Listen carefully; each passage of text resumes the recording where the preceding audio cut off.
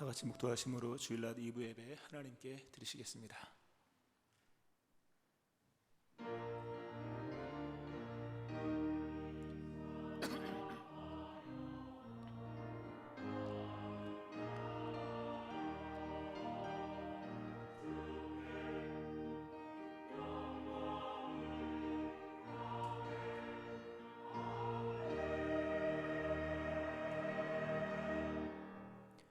아버지께 참되게 예배하는 자들은 영과 진리로 예배할 때가 오나니 곧 이때라. 아버지께서는 자기에게 이렇게 예배하는 자들을 찾으시느니라. 하나님은 영이시니 예배하는 자가 영과 진리로 예배할지니라. 구원하신 하나님, 우리를 사랑하시는 하나님, 전능하신 하나님, 그 이름을 찬송합니다. 우리 가운데 오셔서 이 예배를 받아 주옵소서. 예수님 이름으로 기도합니다. 아멘. 다 같이 일어서셔서 찬송가 9장 1절과 4절 찬송 하나님께 드리시겠습니다.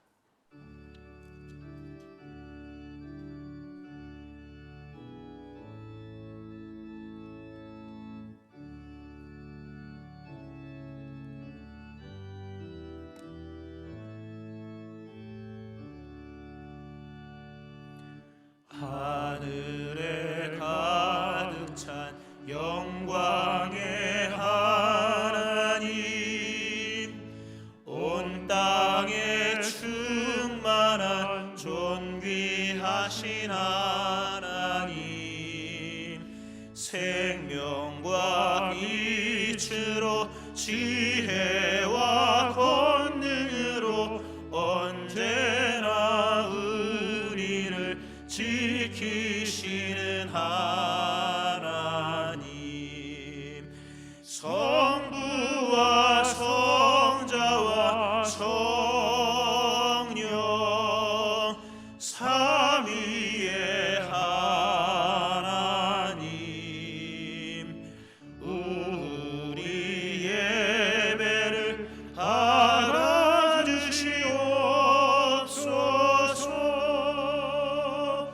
주 앞에 나올 때 우리 맘 기쁘고 그 말씀 힘되어 새 희망이 솟는다. 고난도 슬픔도 이해하시옵고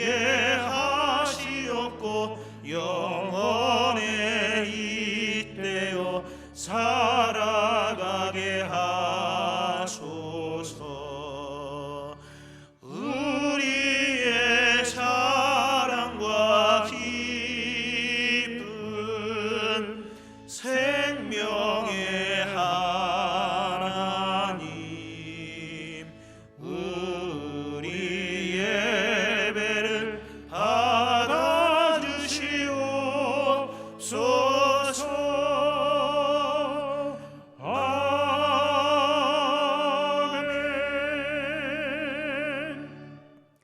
사도신경으로 신앙고백 하나님께 드리시겠습니다.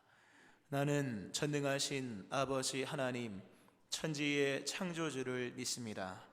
나는 그의 유일하신 아들 우리 주 예수 그리스도를 믿습니다. 그는 성령으로 잉태되어 동정녀 마리아에게서 나시고 본디오 빌라도에게 고난을 받아 십자가에 못 박혀 죽으시고 장사된 지 사흘 만에 죽은 자 가운데서 다시 살아나셨으며 하늘에 오르시어 전능하신 아버지 하나님 우편에 앉아 계시다가 거기로부터 살아있는 자와 죽은 자를 심판하러 오십니다. 나는 성령을 믿으며 거룩한 공교회와 성도의 교제와 죄를 용서받는 것과 몸의 부활과 영생을 믿습니다. 아멘.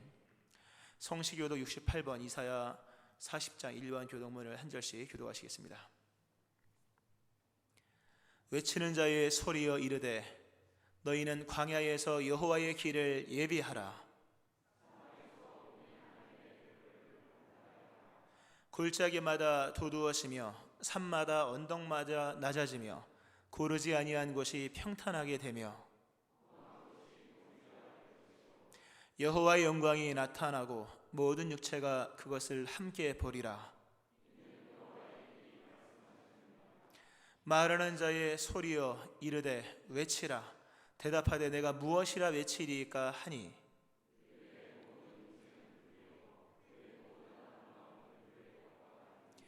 풀은 마르고 꽃이 시들면 여호와의 기운이 그 위에 불미라.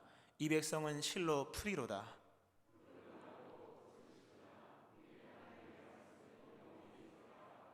아멘. 자리에 앉겠습니다. 390장 찬송 하나님께 드리시겠습니다.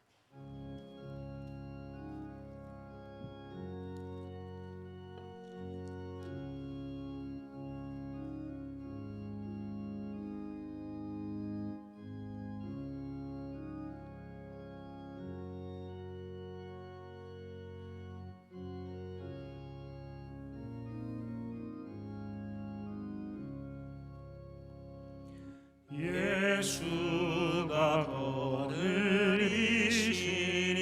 즐겁고 평안하구나. 주야의 자고 깨는 것 예수가 거느리시네. 주나라 날 친히 거느리시네.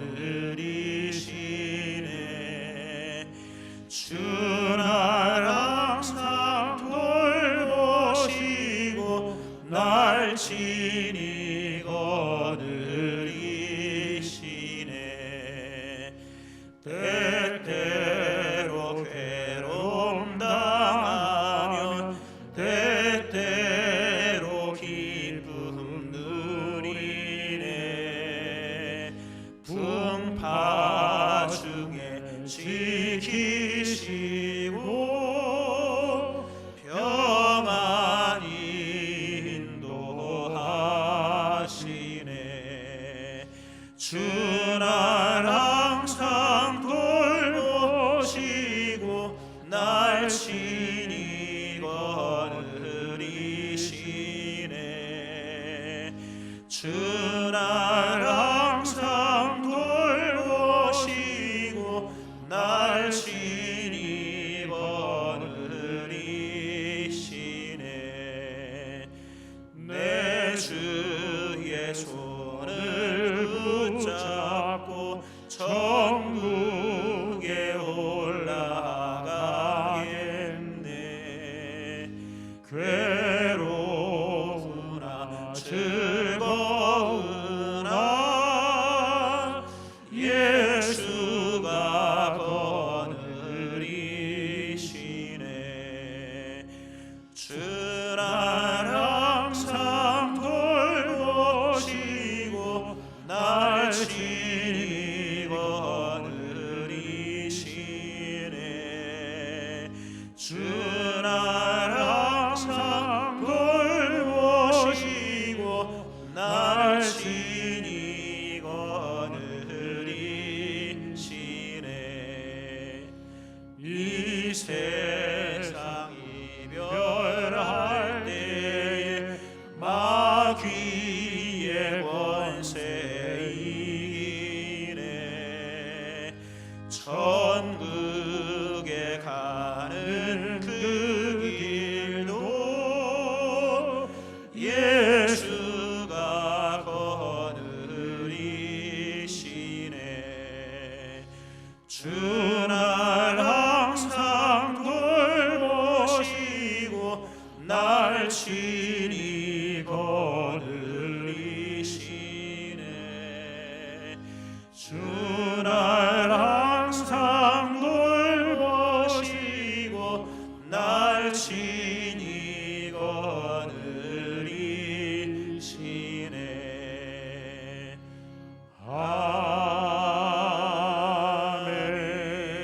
아멘. 나승욱 장로님 기도하시겠습니다. 거룩하신 하나님 아버지, 무더위가 연일 계속되고 긴 장마와 코로나로 인하여 우리들의 신앙이 나태해지기 쉬운 계절이지만 오늘도 주님을 향한 믿음 안에서 이와 같이 예배자로 불러주심에 감사를 드립니다. 예배를 성공하는 것이 인생의 승리자가 되는 줄 알므로 이 시간도 주님 앞에 마음 아파여 예배하는 심령들 주님께서 찾아오셔서 복음의 문이 열어지게 하시고 삶의 소망과 믿음의 성장으로 말미암아 주님 보시기에 합당한 예배, 아름다운 예배로 주님께 영광 드리기만을 간절히 원하옵나이다. 비록 저희 가운데 빈 마음과 허전함으로 주님 앞에 나왔다 하더라도 주님만이 우리의 삶의 힘이 되시고 피난처가 되시고 주님만이 우리 삶의 인도자가 되심을 다시 한번 마음판에 새기며 새로운 교회, 새로운 심령으로 하나님의 뜻을 세우며 이루어가는 지체들이 다 되게 하여 주옵소서. 사랑의 하나님 아버지, 내일 일도 모르는 채 하루하루 살아가는 저희들에게 그동안도 주님께서 베풀어 주신 크신 사랑과 은혜에 다시 한번 감사드리오며 때로는 하나님의 마음을 이 모양 저 모양으로 아프게 한 적이 있었다면 이 시간 머리를 들기 전에 먼저 용서하여 주시고 긍휼을 베풀어 주옵기를 원합니다. 하나님 아버지, 코로나 바이러스가 지금도 수개월째 수그러들이지 않고 있으므로 많은 사람들이 힘들어하고 교회적으로나 또한 사회적으로 어려운 상황 속에서도 지켜주신 하나님 아버지, 저희들이 어디서 무엇을 하든지 믿음 안에서 행동하게 하시고 힘들고 어려움이 있더라도 몸과 마음은 오직 주님 앞으로 가까이 다가서서 믿는 성도로서 행함이 있게 하시며 참 그리스도인으로 거듭날 수 있도록 영육간의 강건함을 허락해 주옵기를 다시 한번 원합니다. 그러므로 우리로 하여금 의로운 하나님, 보호하시는 하나님, 좀 더 깊이 알게 하심으로 하나님 앞에 온전히 쓰임받는 하나님의 자녀가 될 수 있도록 인도하여 주시옵소서.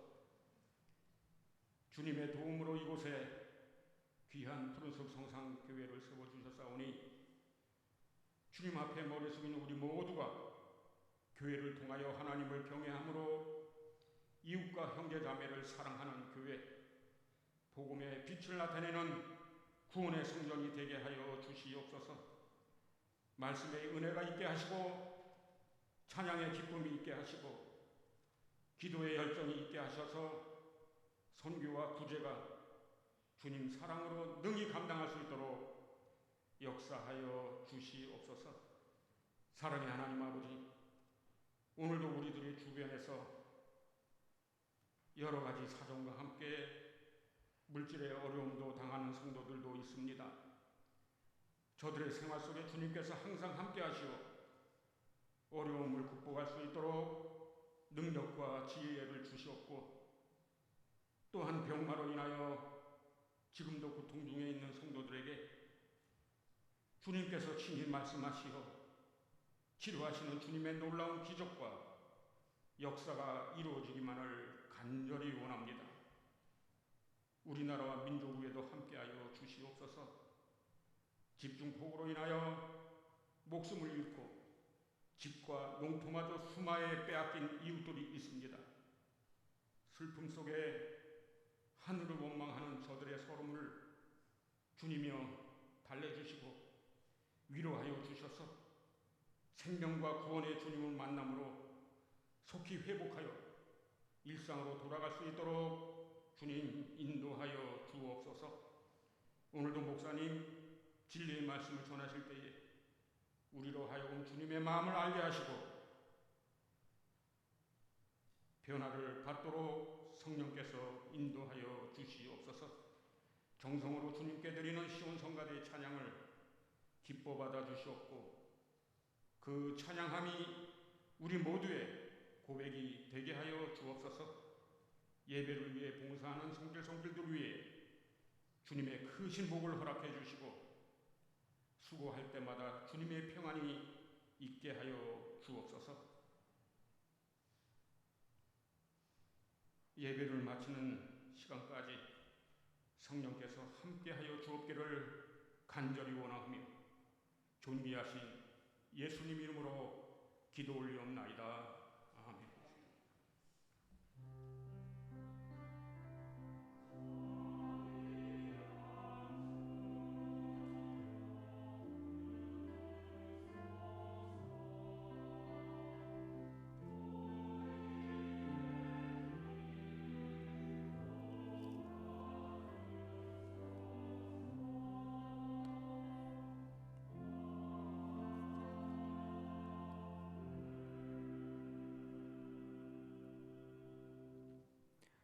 하나님 말씀 요한복음 9장 1절부터 7절 말씀입니다. 요한복음 9장 1절부터 7절 말씀 보시겠습니다. 제가 봉독하겠습니다.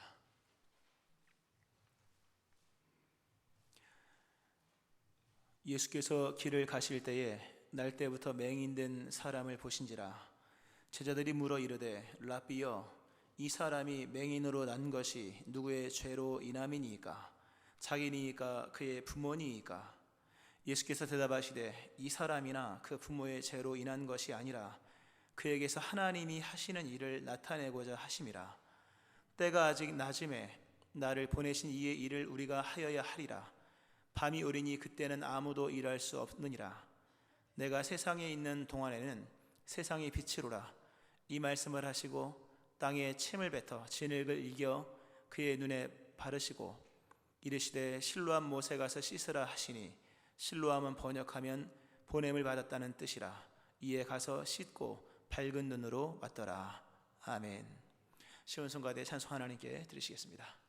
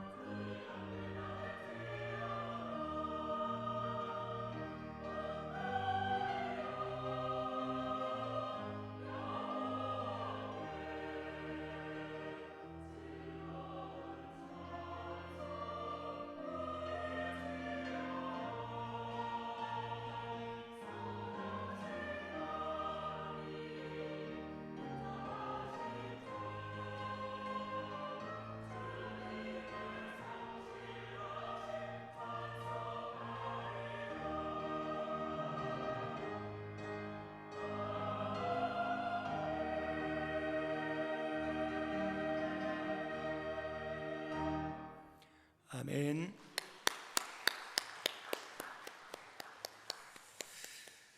우리 하나님의 크신 은혜가 우리 마스크 쓰고 찬송한 성가대회에 함께 하시길 바라고요. 오늘 2부 예배 나와서 예배하신 여러분들이 함께 하시기를 주의 이름으로 축원합니다. 아멘. 예수님께서 광야 40일 금식 기도를 하신 후에 마귀가 예수님을 시험을 했습니다. 그 시험 중에 하나가 네가 만일 하나님의 아들이어든 이 성전 꼭대기에서 뛰어내리라 는 제안을 합니다. 그러면 하나님이 천사들을 보내서 너를 받들어 부딪히지 않게 하실 것이다. 그러면 이제 성전에 있는 많은 사람들이 저분이 진짜 하나님의 아들이구나 이렇게 알게 될 것이다 이런 얘기죠. 이게 뭐가 시험이냐?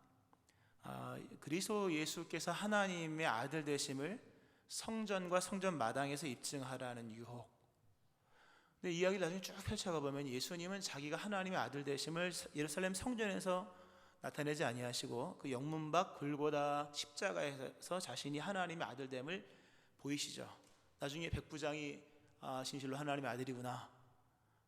그 제3자가 예수님이 하나님의 아들이심이라는 것이 그의 입으로 증명된 그 사건은 예루살렘 앞마당이 아니라 영문 밖 골고다 언덕에 있었던 일이었다는 것을 우리는 봅니다. 이게 시험이죠.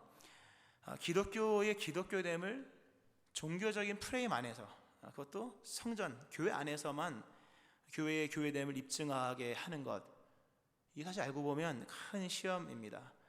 교회의 교회됨을 무엇으로 입증할까? 예배 숫자가 많으면 좋은 교회고 규모가 크면 좋은 교회일까? 만약에 우리가 그렇게만 생각을 한다면, 또 그것에 빠져서 거기에서 기독교의 기독교됨을 기독교 프레임 안에서만 자꾸 증거하고 찾으려고 한다면 아마 그러다 기독교는 아마 자멸될 겁니다. 우리가 생각하는 여러 기준의 어떤 그런 틀이나 이런 프레임 같은 것들이 알고 보면 너무 협소한 경우들이 많이 있습니다. 교회에 관한 얘기로 시작을 했습니다만 마귀는 언제나 우리의 삶 속에 협소한 기준들을 아주 협소한 기준들을 제공을 한다는 차원에서 우리가 우리의 모습을 좀 보아야 합니다. 특별히 물질 시대를 살아가는 우리들 속에서 우리는 무엇으로 내가 하나님의 자녀라는 것을 스스로 느끼고 또 내가 의롭게 된 사람이라는 것을 어디에서 증거를 찾으며 내가 또 하나님의 선한 인도하심을 지금 받고 있다는 것을 무엇으로 우리가 고백할 수 있겠는가라는 질문 속에서 많은 사람들이 협소한 시각, 협소한 이해, 협소한 어떤 틀에서 자신의 그 무언가를 입증을 하려고 하고 또 보여주려고 하는 거죠. 그러니까 세상적 성공을 통해서 자신의 어떤 신앙을 보이려고 한다거나 또 하나님의 사랑을 세상적인 형통으로만 이렇게 확인하려고 하는 것, 또 우리가 의롭게 된 것을 물질적으로 많은 부를 누린다거나 이런 부분에서 우리가 거기에 상당수가 빠져 있거든요. 이거 시험이에요. 성전과 성전 앞마당에서 너의 하나님 아들됨을 증거하라고 한 것과 같은 얘기예요. 예수님은 하나님의 아들이시지만 예수님의 하나님의 아들 되심의 증거는 꼭 그 자리에서만 필요한 게 아니었다는 거죠. 우리는 과연 하나님을 믿는데 믿음은 증거가 있어야 되는 건데 그 증거를 과연 어떤 부분에서 찾으려고 할까? 본래 성경에서는 범사에 감사하라, 모든 만사와 범사 속에서 우리를 사랑하시는 하나님을 느낄 수가 있는 거예요. 호흡이 있는 자마다 여호와를 찬양하라.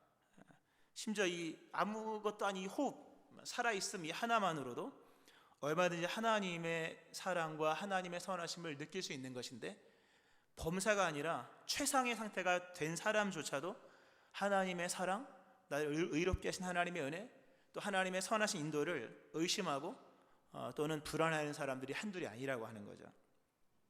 그리스도 예수의 세계는 사자와 어린 양이 함께 비교되지 않고 뛰어노는 세계거든요. 사자와 어린 양이 함께 뛰어노는 거예요. 그리고 사자도 예쁘고 어린 양도 예쁜데 우리는 비교하는 시대를 살아가면서 누군가를 비교하고 또 비교당하기도 하면서 어린 양이 아니라 사자만을 하나님의 나라, 그리스도 예수의 나라, 실패가 아닌 성공만을 하나님의 사랑으로, 또 가난함과 곤고함과 어떤 빈곤함이 아닌 넉넉한 풍족함, 그 풍요 속에서만 하나님의 그 무언가를 스스로 입증하고 찾으려고 하는 그런 시험에 든 모습이 우리 안에 많이 있음을 봅니다. 참 그런 시대를 살아가고 있다는 게 참 힘든 거죠. 주도적 신앙 고백 속에서 하나님의 사랑을 확신하고 전하고 누리며 살기가 쉽지가 않아요. 왜냐하면 다른 사람들이 나를 보고 네가 성공했다, 복을 받았다, 마치 욥의 친구가 욥에게 와서 네가 저주를 받다 이런 식으로 하는 것처럼 그런 시대를 살아가고 있다는 거죠. 너무나도 강력한 세상의 성공적 프레임에 기독교와 우리 신앙이 결박을 당하고 있습니다. 외형 또는 숫자 또는 세상적 위치, 그것을 가지고 하나님의 그 무언가를 입증하려고 하는 이런 이 마귀의 시험이거든요. 마귀의 시험이 꼭 무슨 서운한 마음 들고 이런 얘기가 아닌 거예요. 큰 시험은 보이지 않는 큰 거대한 시험들이라고 하는 거죠. 오늘 본문에 하나의 치유의 기적이 나옵니다. 예수님께서 태어날 때부터 맹인된 사람을 치유하시는 참 아름다운 장면이죠. 이 치유의 일은 다른 치유의 사건과 좀 다른 시작으로 출발을 합니다. 바디메오 같은 경우에는 그도 눈 못 본 사람이었잖아요. 소리치고 간구하고 해서 고침을 받았죠. 또 다른 치유 같은 경우는 예수님이 찾아가셔서 치유하는 경우도 있었는데, 오늘 본문의 이 치유의 사건은 길을 가다가 제자들이 예수님께 물어보면서 시작된 거예요. 제자들이 예수님과 함께 3년의 공생애를 하면서 온갖 사람들을 많이 봤거든요.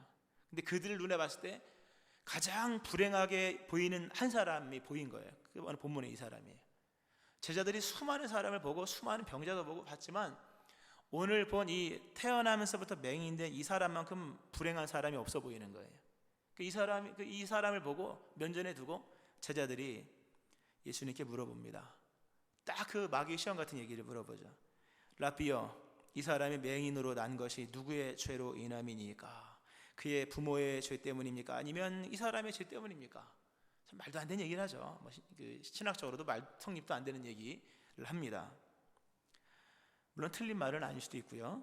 근데 예수님께서 이 사람이 맹인으로 태어난 것은 부모나 그 누구의 죄로 인한 것이 아니라 그에게서 하나님이 하시는 일을 나타내고자 하심이라 라는 말씀합니다.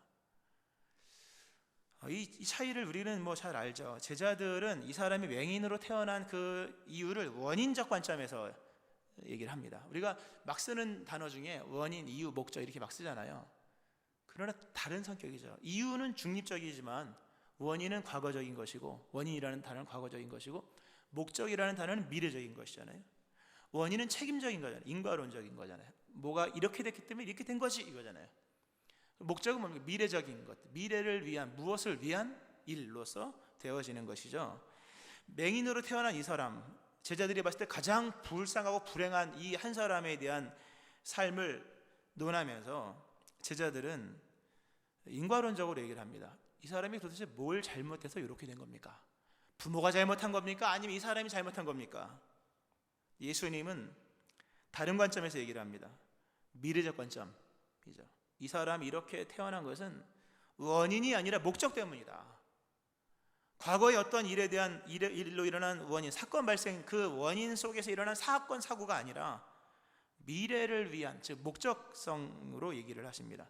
정죄와 심판이 아니라 하나님의 선을 이루기 위한 하나님의 계획이 담겨 있는 일이다 라고 말씀을 하십니다. 중요한 얘기입니다. 여러분의 삶에 일어나는 아픔과 시련과 고난 또는 일상 또는 더 긍정적 차원에서, 밝은 차원에서 여러분의 기쁨, 이 모든 것들, 특별히 오늘은 가장 불행한 사람으로 등장한 맹인의 이야기니까 여러분의 삶에 있는 인생의 고난과 시련과 어려움들을 과연 무엇으로 해석하고 이해할 것인가에 대한 질문은 너무나도 중요한 얘기입니다. 인과론적 입장, 원인에 종속된 문제로 보는 경우들이 많아요. 오늘 내가 고난을 당하고 시련과 어려움을 당하는 것은 내가 그때 그 일을 잘못했기 때문이다. 내가 그때 실수를 하지 말았어야 되고, 내가 그때 죄를 짓지 말았어야 하는데, 이런 원인 발생적인 관점으로 보는 경우들도 많습니다. 그렇게만 생각하면 불행하죠. 왜냐하면 이미 원인이 있기 때문에 남은 것은 확대가 될 것만 남아 있는 거잖아요. 근데 예수님은 죄로 인해 생긴 문제가 아니라 하나님의 선을 이루기 위한 일이다라는 말씀을 하십니다. 믿음 생활에 있어서요, 가장 중요한 것 중에 하나는 그의 세계관입니다. 세계를 어떻게 보느냐, 내가 지금 어떤 세계 속에 살아가느냐를 알고 모르고의 문제, 정말 중요하죠. 예수님이 이 땅에 오셔서 행하신 가장 큰 것은 뭐냐 할 때 새로운 시대를 여셨다는 거예요. 새로운 시대를 여셨다. 누가복음에 보면 예수님을 이렇게 설명합니다. 주의 성령이 내게 임하셨으니 이는 가난한 자에게 복음을 전하게 하시려고 내게 기름을 부으시고 나를 보내서 포로로 된 자에게 자유를, 눈먼 자에게 다시 보게 함을 전파하며 눌린 자를 자유롭게 하고 주의 은혜의 해를 전파하게 하려 하심이라. 이 은혜의 해라는 것은 은혜의 태양을 말하는 선을 말하는 게 아니라 은혜의 새해, 우리 신년이죠. 신년, 뉴 이어. 예수님은 뭘 가져오셨냐면 하나님의 새해를 갖고 온 거예요. 하나님의 새 시대를 갖고 왔다는 겁니다.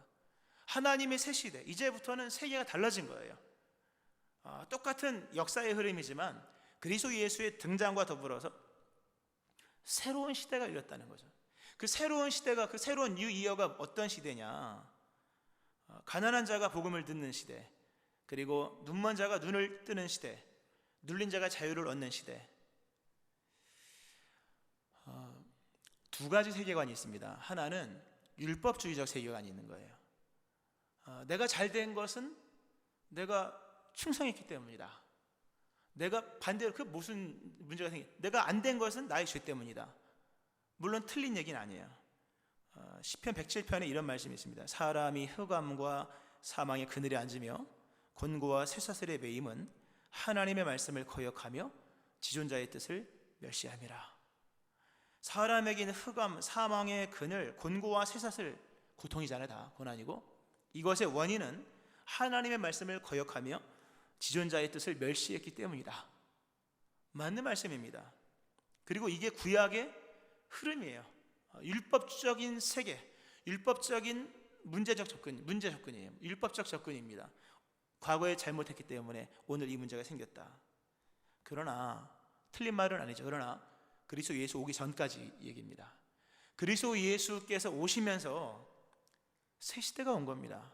그런지 누구든지 그리스도 안에 있으면 새로운 피조물이라 이전 것은 지나갔으니 보라 새 것이 되었다. 그 새로운 피조물은 단순히 우리의 죄가 씻음 받아서 의인 되었다는 얘기만이 아니라 그 새로운 피조물이 살아가는 그 세계마저도 이제 바뀐 거예요. 율법의 세계가 아니라 은혜의 세계. 은혜의 세계 뭡니까? 모든 것이 하나님의 계획 속에 선으로 이루어지는 거예요. 어떤 굽이치는 역경과 고난과 시련과 어려움마저도 율법적 세계 속에서는 원인이 있기 때문에 결국 사망을 낳는 것밖에 될 수 없지만 그리스도 예수의 이 새롭게 오신 그 뉴 이어로 오신 새 은혜의 해로 오신 그리스도 예수 안에서는 이제는 고난의 속성이 달라지는 거예요. 시련과 어려움, 인생의 낭만과 좌절과 절망에 관한 일들이 이제는 그 의미가, 그러니까 속성이 달라졌다는 거죠. 과거의 죄로 인한 게 아닙니다. 아담으로 시작된 일은 분명하지만 아담에 속한 이들은 그리스도 예수를 믿는 믿음과 은혜 안에서 끊어진 거예요. 이전 것은 지나갔으니 새 것이 되었다. 단순히 옛 것이 지나고 새 것이 되었다는 의미만이 아닌 거예요. 죄인이 의인 되었다는 얘기만이 아니라 세계가 달라진 거예요, 여러분. 세계가 달라, 새 시대가 왔다는 거예요. 믿으시기 바랍니다. 이 사람이 맹인으로 태어난 것이 누구의 죄 때문입니까? 예수 그리스도 이전에 얘기하면 당연히 뭔 죄가 있으니까 맹인으로 태어났지. 이게 맞는 대답이에요. 그 당시에 대답으로는요. 그러나 예수님은 그 통념을 깹니다. 율법적 세계관으로 이어져 왔던 그 통념을 멈추고 누구의 죄 때문에 이런 것이 아니라 하나님의 하시는 일을 나타내기 위함이다 라는 말씀을 하십니다. 그리스도 예수 안에서요 새 시대가 왔습니다. 눌린 자가 자유케 되는 새 시대가 왔고 눈먼 자가 눈 뜨는 시대가 왔고 포로된 자가 자유를 얻는 그런 새 시대가 온 거예요. 그리스도 예수의 등장은 새 시대의 등장이에요. 이걸 믿으셔야 하고 이 세계를 살아가야 되는 거예요. 그렇지 않으면 아까도 얘기한 성전 마당과 성전에서만 어떤 그 협소한 프레임 속에서 자신의 하나님의 아들됨을 증명하려는 그런 모순된 일들이 생기는 거예요. 세상의 성공, 세상의 형통, 번영 또는 세상의 명예 그것만을 가지고 하나님의 은혜를 찾으려고 하고 그 안에서만 하나님의 사랑을 확신하려고 하는 일들이 생겨지므로 결국 아마 절반을 잃어버릴 겁니다. 세상 절반을. 우리 하나님 말씀하십니다. 너희를 향한 나의 생각은 내가 안 하니 재앙이 아니라 평안이요 너희에게 미래와 희망을 주는 것이니라. 그리스도 예수 없는 세계 속에는 재앙입니다, 당연히. 그러나 그리스도 예수의 등장과 더불어 우리에게 주어진 세상은 재앙이 아니라 평안이라. 너희에게 미래와 희망을 주는 것이니라. 고난마저도 속성이 바뀌었습니다, 그리스도 예수 안에서. 이것을 믿는 믿음이 여러분 가운데 일어나기를 바랍니다. 더 이상 고난은 심판이 아닌 거예요. 그리스도 예수의 새로운 은혜적 세계가 등장하면서 고난은 더 이상 심판이 아니라 미래와 희망을 주기 위한 하나님의 또 다른 섭리라고 하는 거예요. 이 세계관을 믿으셔야 됩니다.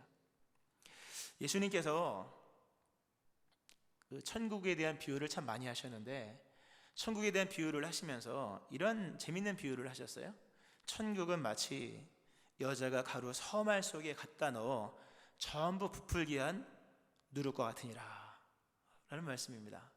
천국은 마치 가루 서말 속에 갖다 넣어 전부 부풀게 한 누룩과 같다. 머릿속에 그냥 나오는 장면이죠.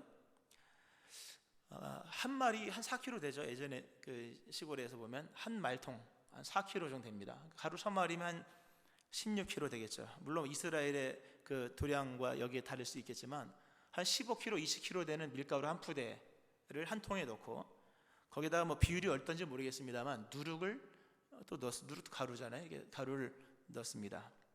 한 통 안에 두 가루가 들어가 있습니다. 근데 시간이 지나고 하루가 지나고 뭐 얼만큼 시간이 지났을 때 나중에 뚜껑을 열어보니까 모든 밀가루가 다 부풀어 있습니다. 누룩이 다 누룩화되어 있는 거예요. 예수님은 말씀하시기를 이게 바로 천국이다, 이게 기독교다, 이게 믿음의 사람에게 일어나는 일이다 라는 말씀을 하시는 거예요. 누룩이 처음에 밀가루와 서로 이렇게 밀가루 누룩이 보이잖아요. 서로 다른 거니까 가루니까. 그러나 시간이 지나면 다 누룩화되는 거죠. 기독교는 비기독교와 만났을 때 비기독교 사회를 기독교화시키는 능력을 갖고 있는 종교가 기독교입니다. 전부를 부풀게 하는 거예요. 누룩과 접촉하는 모든 밀가루를 그냥 다 누룩화시키는 거예요. 이게 천국이고 이게 하나님의 능력이고 하나님의 역사고 이거 우리의 삶인 거예요. 근데 그러기 때문에 우리의 삶 속에서 하나님은 하나님의 세계를 펼쳐나가게 하시기 위해서 여러 가지들을 상대하게 하십니다. 여러 가지들을 상대하게 하세요. 그것을 변화시켜서 그리스도 예수의 나라로 만들어 가시는 거죠. 근데 오늘 우리들의 모습을 보면 우리의 지향적 방향이 안전, 성공 또는 편안함 쪽으로 가는 거예요. 우리는 지금 하나님의 나라를 살아가고 또 뭐 이루어 드리기를 원하고 이루어지기를 바라는 그런 모습이 전부를 부풀게 하는 누룩이라기보다는 편안한 쪽으로 가는 거예요. 또는 세상적 성공 지향적 또는 안전함 쪽으로 가는 거예요. 그러니까 기독교가 편안함에 종속된 종교가 되어가고 있다는 겁니다. 편안함에 종속된 기독교가 되어가고 있다는 거죠. 안전에 종속된 종교. 원래 기독교는 종교 그 이상이잖아요, 여러분. 우리가 세상 종교와는 다르잖아요. 우리는 종교인 것은 분명하지만 종교가 전부라고 설명하지 않지 않습니까? 종교, 세상을 상대하는 거잖아요. 예루살렘에서 땅끝까지. 근데 일반 세상의 종교는 편안함과 안전함과 성공을 벗어나지 못합니다. 일반 세상적 종교는요, 불안함과 또 고난과 시련과 어려움을 향해 못 가요. 왜? 그들의 세상적 종교는 편안, 안전, 성공을 지향하기 때문에. 근데 기독교는 원래 그런 게 아니에요. 기독교는 고난도 품고 시련도 품고 죽음마저도 품는 거예요. 마치 가루 서말 속에 있는 누룩이 그냥 가루 전체를 그냥 품고 있는 것처럼 기독교는 고난도 품고 시련도 품고 죽음도 품는 거예요. 그러면서 시간이 지나면서 고난마저도 축복으로 바꾸고 시련을 영광으로 바꾸고 죽음마저도 부활로 생명으로 변화시켜 나가는 것이 기독교인 거예요. 기독교가 접하는 모든 것은 다 기독교화 되어 가게 되어 있는 거예요. 모든 것을 전부 부풀게 하는 것, 그 누룩 같은 것이 바로 기독교이며 하나님의 역사이며 오늘 우리의 삶에 행하신 하나님의 일들인 거죠. 그러니까 기독교가 변화시키지 못할 세계는 없어요. 기독교가 변화시키지 못할 상황도 없습니다. 하나님의 영광이 나타나기에 부족한 상황도 존재하지 않아요. 어떠한 상황도 하나님의 역사 속에서 다 선으로 변화될 일들이라고 하는 거죠. 기독교는 모든 것을 부풀게 하며 모든 것을 변화시킵니다. 모든 상황에서 선한 결론을 도출해내는 거예요. 이게 기독교입니다. 그렇게 되는 거예요. 그러기에 기독교는 모든 것을 참으며 모든 것을 바라며 모든 것을 견디는 거예요. 할렐루야. 모든 것을 참고 모든 것을 바라고 모든 것을 견딜 수 있는 것은 우리가 접촉하는 모든 것들이 다 누룩으로 바뀌어지기 때문인 거예요. 근데 오늘날 우리들은 협소한 프레임 속에서 또 잘못된 기준 속에서 그리고 지나치게 종교화되어서 우리가 뭐 기독교를 종교가 아니라는 얘기는 아닙니다만 세상적 풍요와 다산의 개념 속에서 세상적 종교화되면서 많은 것에 화를 내고 있고 많은 것에 실망하고 있으며 많은 것에 인내하지 못합니다. 선택하여 참으려고 하고 선택하여 받으려고 하고 선택하여 간증하려고 합니다. 어느 누구도 나 이런 일에서 실패했으면 이걸 잘 얘기를 안 해요. 근데 사도행전을 보면 실패 얘기도 버젓이 기록을 해놨더라고요. 마태복음 보세요. 실패 얘기가 수두룩합니다. 그럼에도 주의 뜻이 이루어졌다 이렇게 되는 건데 오늘 우리가 선택하여 잡으려고 하는 안전 또는 편안, 성공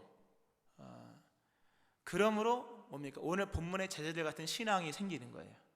그런 데서 제자들이 맹인으로 태어난 이 사람을 보면서 이 사람이 죄인으로 태어난 이 사람이 맹인으로 태어난 것은 누구 죄 때문입니까?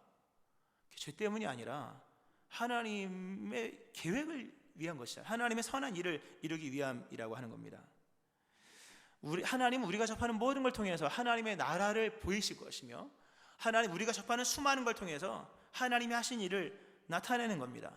그러므로 우리는 우리의 삶에 있는 모든 것을 맞이하는 거예요. 다 어둠, 시련, 고난, 절망, 낙심, 심지어 죽음마저도 다 맞이하는 거죠. 우리는 자꾸 이걸 근데 이런 은혜적 세계관, 이 전부를 부풀게 한 누룩 같은 개념이 없이 선택적으로 찾으려고 하다 보니까 인생의 시련 속에 절망이 찾아오고 물론 고난은 쉬운 것은 아니지만 고난 가운데 원망과 불신이 찾아오는 일들이 생겨지게 되는 겁니다. 우리가 수용하기를 거부하는 거기에서 사실 문제가 많이 생기거든요. 우리가 오랜 시간 품고 수용하고 있으면 분명히 그것이 누룩이 될 것인데 그것을 품지 못하고 외면함으로 인해서 시대가 암울해지고 시대가 타락하고 그런 거예요. 이건 물론 사회적 접근 속에서 지금 이 얘기를 했습니다만 여러분의 삶에서도 마찬가지입니다. 우리에게 행하신 하나님의 모든 일들은 다 하나님의 영광을 위해서 하나님이 택하신 가루 통 속에 담겨있는 가루 서말 같은 것들이에요. 믿음으로 인내하여 받아들여서 다 누룩화 시켜나가는 은혜 있기를 축원합니다. 그런 믿음이 있어야 되는 거죠. 이 맹인이요 가만히 이 말씀을 들으면서 드디어 믿음이 생깁니다. 믿음이 생겨서 예수님이 말씀하시죠. 그러니까 침을 뱉어서 흙을 이겨가지고 눈에 이렇게 탁 부신 다음에 실로암에 가서 씻으라 이 얘기를 합니다. 이 맹인이 드디어 이제 실로암을 향해 갑니다. 이 장면을 보면 두 가지가 생각이 나요. 하나는 생각이 나는 거, 하나는 느껴진 건데 일단 대단한 믿음이 보입니다. 예수님께서 실로암에 가서 씻으라고 얘기합니다. 즉 실로암에 가서 씻으면 너의 눈이 떠질 것이다. 요 얘기는 안 해요. 실로암에 가서 씻으면 네 눈이 밝아질 것이다. 요 얘기 안 해요. 실로암에 가서 씻으라고까지만 얘기해요. 가면 눈이 씻으면 뜬다 이 얘기가 안 나와요. 성경 아무리 봐도 제가 봤습니다. 수도 없이 봤습니다. 안 나와요. 근데 이 사람이 그 예수님의 말씀을 그대로 믿습니다. 받아들여요. 씻으라고 했으니 씻으러 갑니다. 눈을 뜰지 안 뜰지는 물론 눈을 뜬다는 믿음이 생겼겠죠. 그러나 예수님은 굳이 이렇게 이것을 하면 눈을 뜬다 이 완전한 문장을 주시지 않으셨어요. 그러나 이미 이 소경, 이 맹인은 자신의 인생 속에 일어난 하나님의 그 큰 일의 결말이 문제를 아는 거예요. 선이 이루어지는 거예요. 이 묵묵히 순종을 하죠. 묵묵히 물어보지 않아요. 가면 그럼 씻으면 눈 뜹니까? 물어보지 않아요. 왜냐하면 그것은 이미 하나님의 선한 계획으로 이미 세팅되어 있는 거기 때문인 거예요. 우리 어떤 일을 할 때 미래가 궁금하죠. 씻으라 그랬는데 씻으러 가기 전에 그 씻으면 눈 뜨는 건가요, 예수님? 이렇게 물어보는 거예요. 우리 인생을 향한 하나님의 선하신 계획을 믿으셔야 돼요. 은혜적 세계관을 믿으셔야 돼요.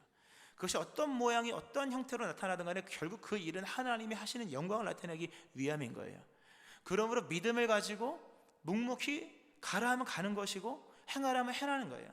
그 일, 이것을 행하면 이것이 된다. 이거는 이미 생략을 해도 이미 보장된 하나님의 약속이라는 거예요. 온전한 믿음으로 묵묵히 순종하며 나가는 믿음이 우리에게 필요한 겁니다. 특별히 이 부분, 이제 맹인이 실로암을 향해 가는 장면을 보면 참 감동적입니다. 앞을 못 보는 맹인에게 가장 두려운 일은 당연히 앞으로 가는 거죠. 앞을 못 보는데 제일 무서운 두려운 일이 앞으로 가는 거예요. 이 맹인이 앞을 향해 갑니다. 실로암까지 가라. 실로암이 얼마나 멀었는지는 모르겠어요. 본문의 위치가 정확히 어딘지를 확인할 수 없으니까. 그러나 짧은 거리는 아니었던 것으로 여겨지고요. 그 길이 그렇게 평탄한 길은 아니었을 겁니다. 워낙 돌로 만들어진 시대였으니까. 그래 아직 눈도 뜨지 않은 상태입니다. 그러나 이 맹인이 예수님의 하신 말씀, 죄가 아니라 하나님의 목적, 하나님의 계획, 원인이 아니라 미래를 위한 것이다 라는 말씀을 했을 때 마음속에 이미 하나님의 빛이 들어온 겁니다. 때가 아직 낮음에 내가 세상에 있는 동안 세상이 빛이라. 이미 이 맹인 마음속에는요 그리스도 예수를 믿는 믿음이 충만했고 이미 영의 눈은 떠져 있는 것입니다. 자신의 인생 속에 있는 밝은 미래가 이미 보인 거예요. 그러니까 일어나서 그 길로 간 거죠. 이 맹인이 자신의 앉아있던 자리에서 일어나서 그 한 발짝 한 발짝 내딛는 장면은요, 여러분 생각해보세요. 대단한 장면인 거예요. 믿음도 대단하고, 특별히 가만히 이렇게 보면 귀에서 천둥 같은 소리가 들립니다. 본문을 읽어보면 맹인이 한 발 한 발 내딛습니다. 그게 어떤 의미입니까, 여러분?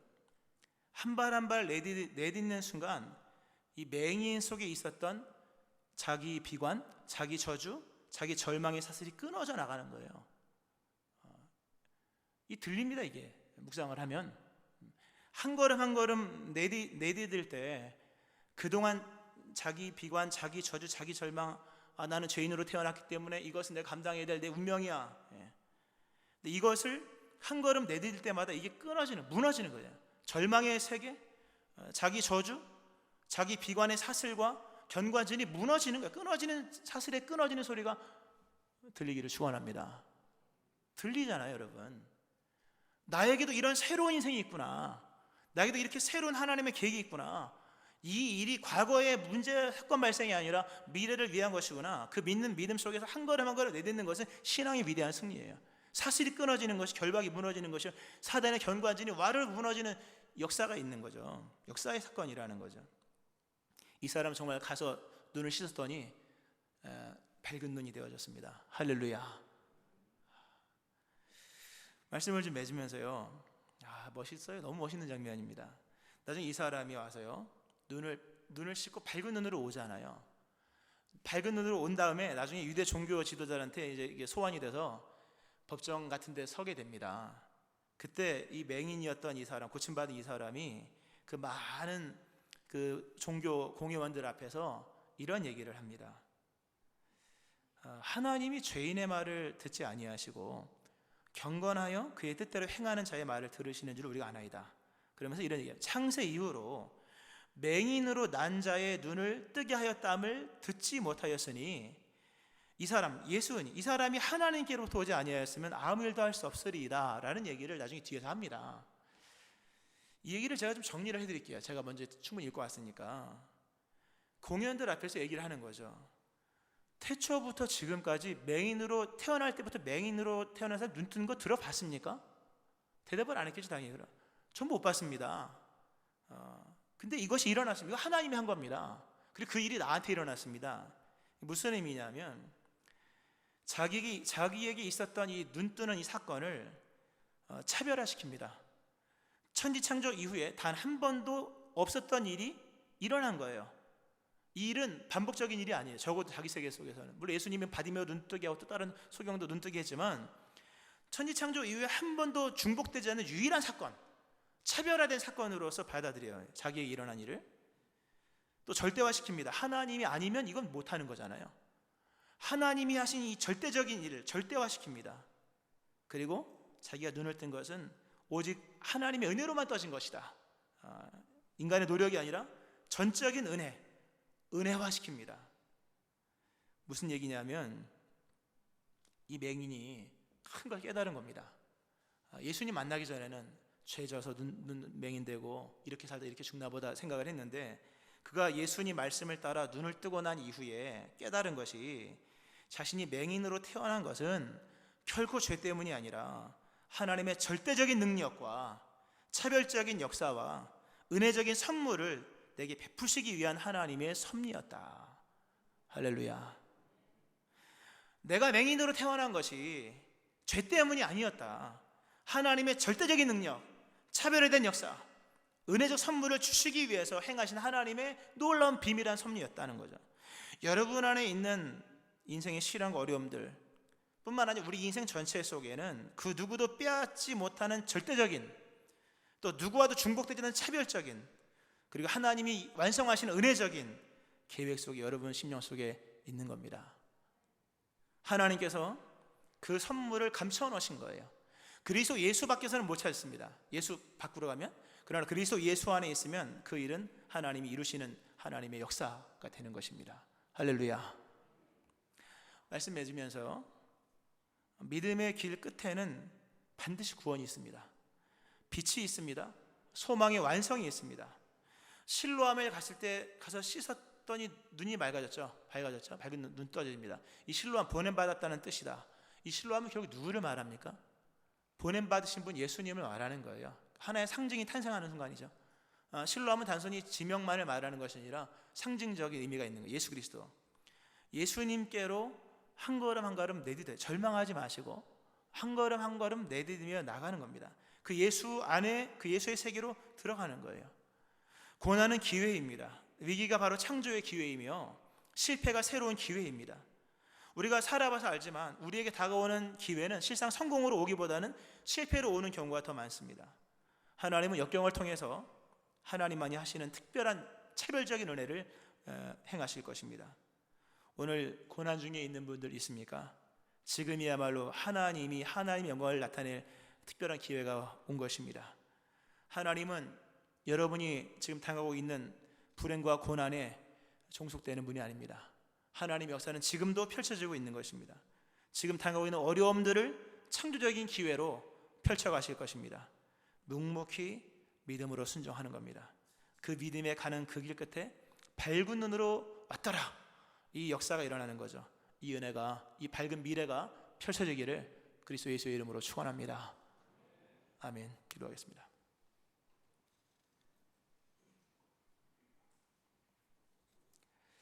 하나님 아버지,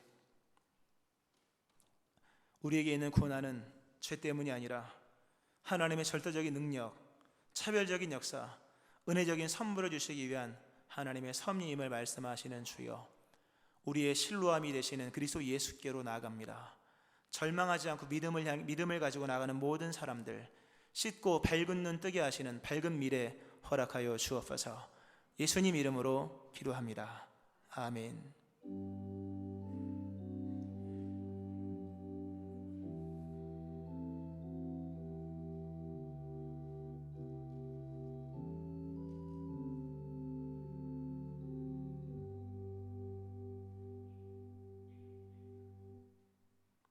찬송가 310장 찬송 하나님께 드리시겠습니다.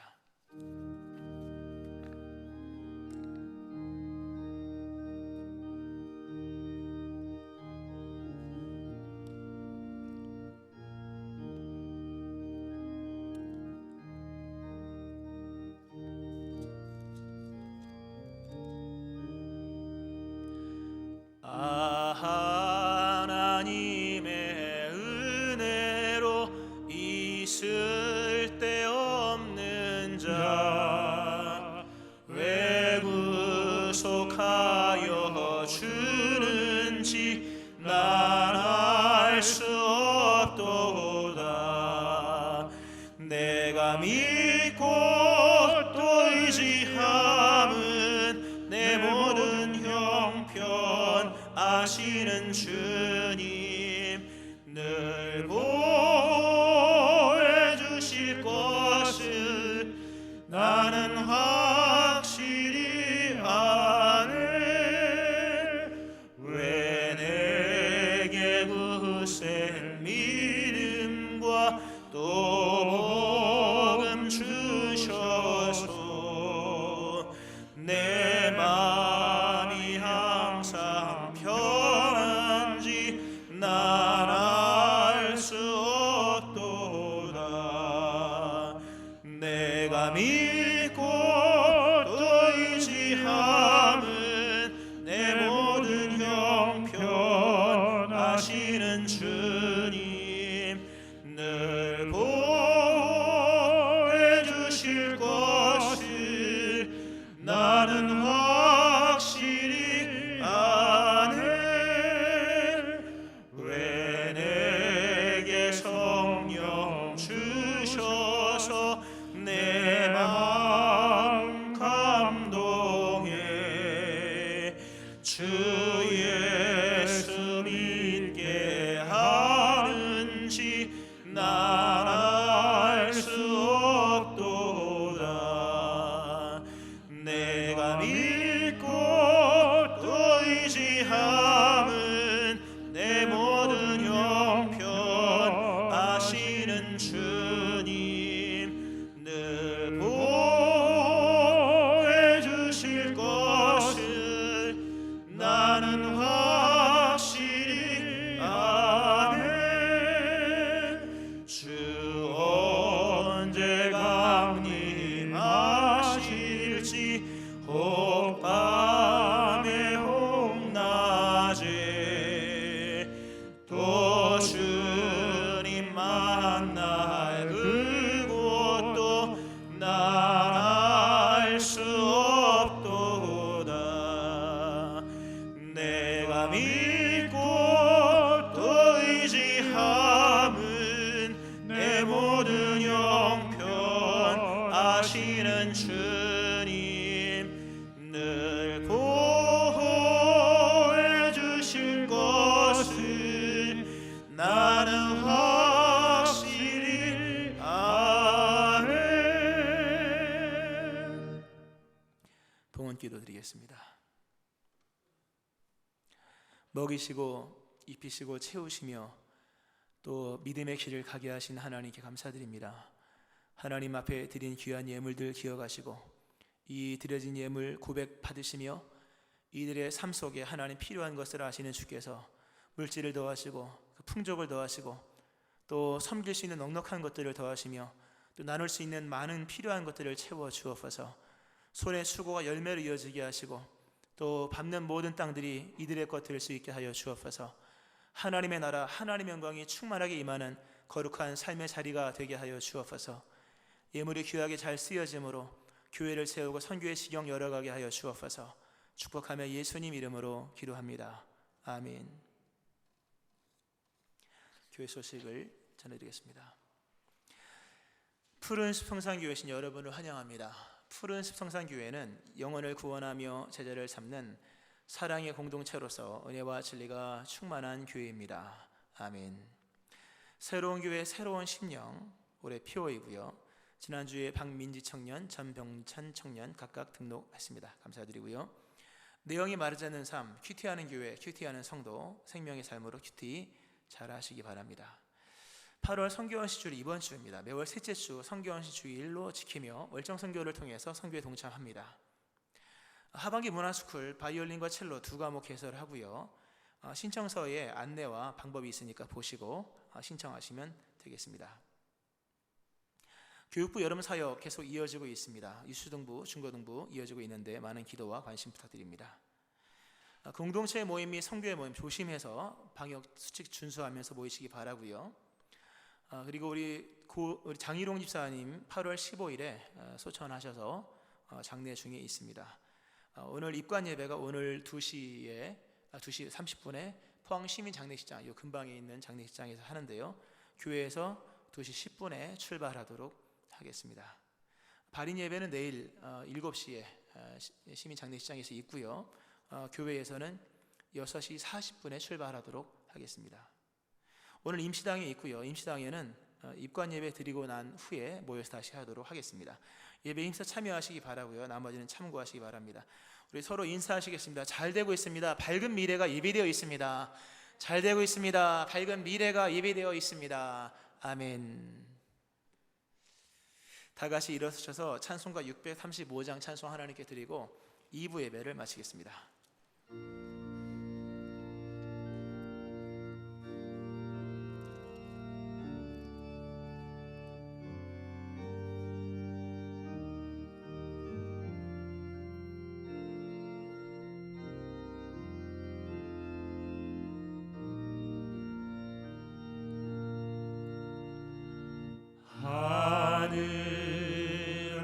하늘에 계신 아버지 이름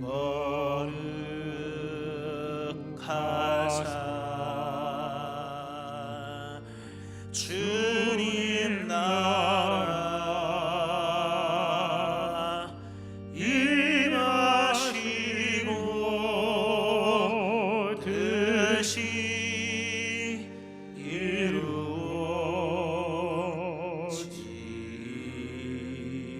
이루어지이다. 일용할 양식 주시고 우리들의 죄 다 용서하옵시고 또 시험에 들게 마시고 악에서 구원하소서. 대개 주의 나라 주의 권세 주의 영광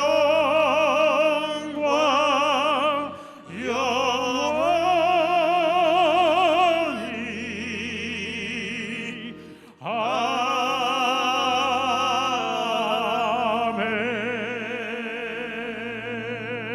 아멘.